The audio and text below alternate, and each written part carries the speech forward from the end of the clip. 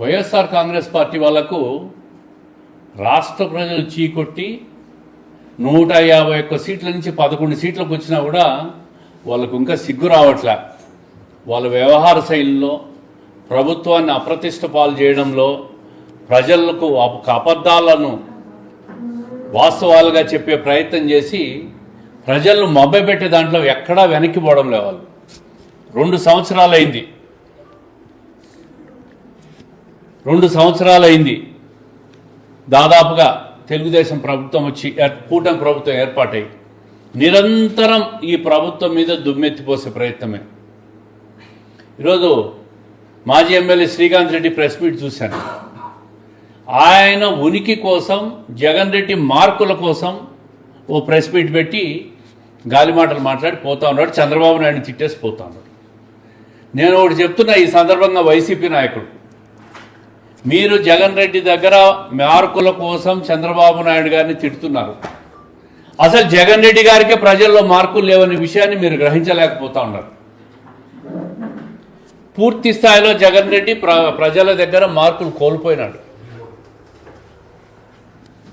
అత్యంత అల్పమైన సీట్లు 2024 అట్టర్ ఫ్లాప్ అయిన జగన్ రెడ్డి దగ్గర మార్కులు తెచ్చుకునే దానికి ఆయనకు మార్కులే లేనప్పుడు మీరు మార్కులు తెచ్చుకొని ఏం చేస్తారని చెప్పి నేను అడుగుతా ఉన్నా.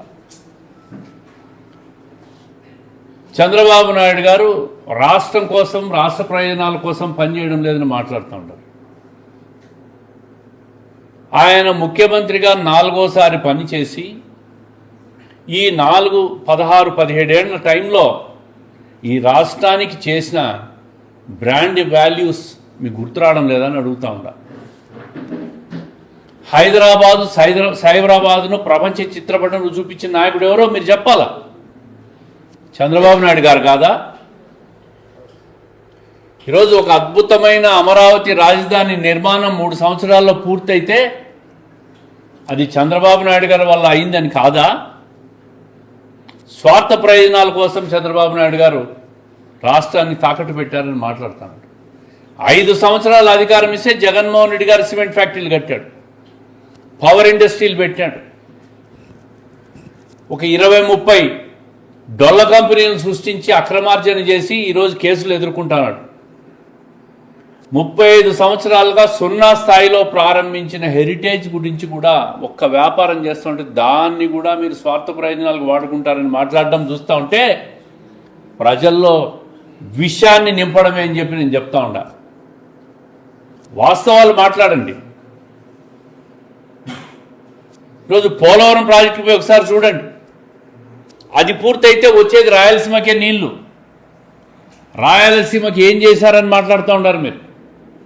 పోలవరం ప్రాజెక్టు పూర్తయితే ఆ నీళ్ళన్నీ కూడా, గోదావరి నీళ్ళన్నీ కూడా కృష్ణా డెల్టాకి ఇచ్చి కృష్ణాలో వచ్చే ప్రతి నీరు చుక్క ఆంధ్రప్రదేశ్ వాటా అంతా కూడా రాయలసీమకు మళ్లించేదానికే ఒక పెద్ద ప్రణాళిక. ఆ ప్రాజెక్టును పూర్తి చేయడం అంటే ఆంధ్రప్రదేశ్కే కాదు, జీవనాడి రాయలసీమకే జీవనాడి కాబోతా ఉంది.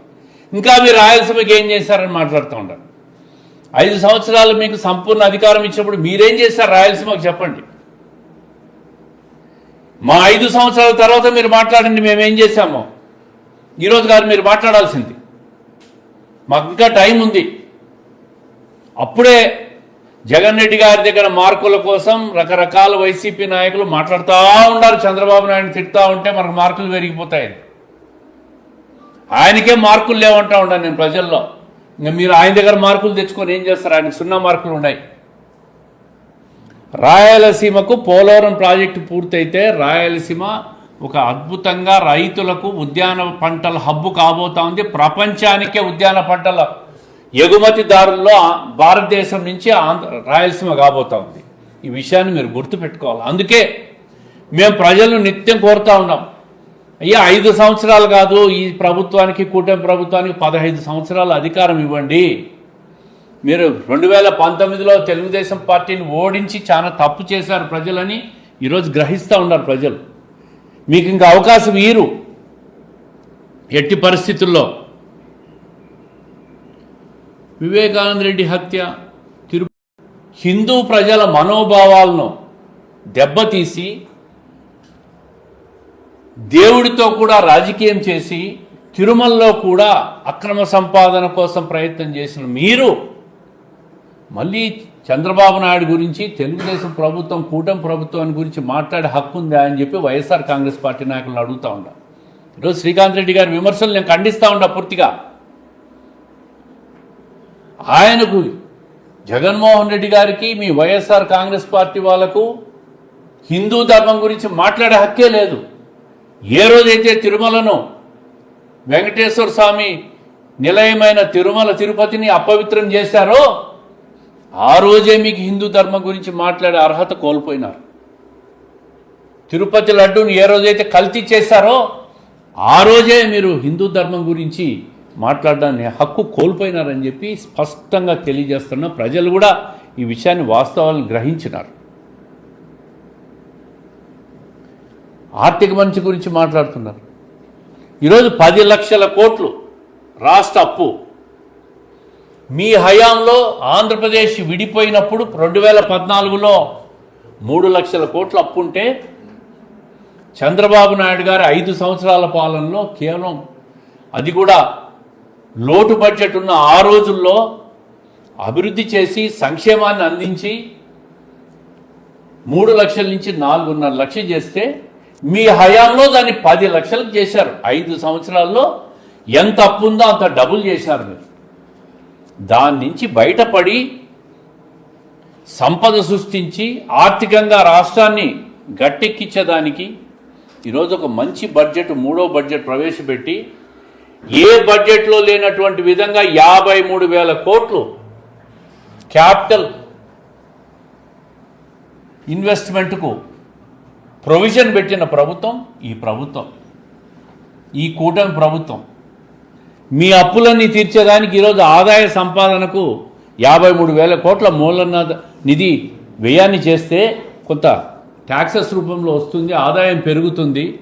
రాష్ట్రంలో ఆదాయం పెంచి అప్పులు కట్టే పరిస్థితికి రావాలా? ఈ అప్పులన్నీ తీర్చాలంటే మళ్ళీ ఈ ప్రజలు వైకుంఠపాలు ఆడకుండా 10 నుంచి 15 సంవత్సరాలు ఈ కూటమి ప్రభుత్వానికి అధికారం ఇవ్వండి అని చెప్పి మేము నిత్యం ప్రజలను అందుకే కోరుతున్నాం. అందుకే ఈ వైఎస్ఆర్ కాంగ్రెస్ పార్టీ నాయకులు మాట్లాడే మాటలు ప్రజలు నమ్మద్దని కోరుతా ఉన్నాం. అబద్ధాలు చెప్పడంలో వైఎస్ఆర్ కాంగ్రెస్ పార్టీ నాయకులు అందవేసిన చెయ్యి, దాన్ని తీసుకొచ్చి చంద్రబాబు నాయుడు గారు అబద్ధాలు చెప్తారంటారు. జగన్మోహన్ రెడ్డి గారు ఆయన పార్టీ నాయకులు విష ప్రచారం చేస్తూ ఉన్నారు, పూర్తి అబద్ధాలు మాట్లాడుతూ ఉన్నారు. వాస్తవ గణాంకాలు తీసుకొని మీరు మాట్లాడండి.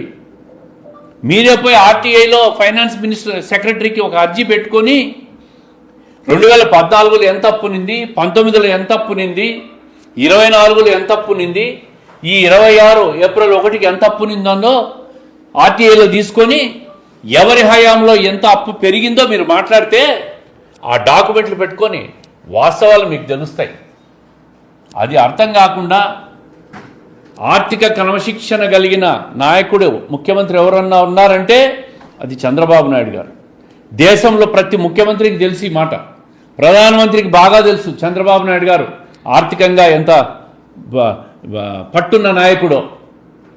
అర్థం లేకుండా మీరు 5 సంవత్సరాల అధికారం ఇస్తే లేని అప్పులన్నీ చేసేసి పానక బంజారం చేసేసి రాష్ట్ర ఆర్థికాన్ని అతలాకుతలం చేసేసి అక్రమ సంపాదన చేసేసి దొరికిన చోటల్లా దోచుకొని మైన్లు, శాండు, ల్యాండు, లిక్కర్, తిరుమలను కూడా అపవిత్రం చేసేసి ఈరోజు కూటమి ప్రభుత్వం మీద చంద్రబాబు నాయుడు గారిని వ్యక్తిగతంగా విమర్శిస్తూ మార్కులు కొట్టే ప్రయత్నం చేస్తూ ఉన్నారు.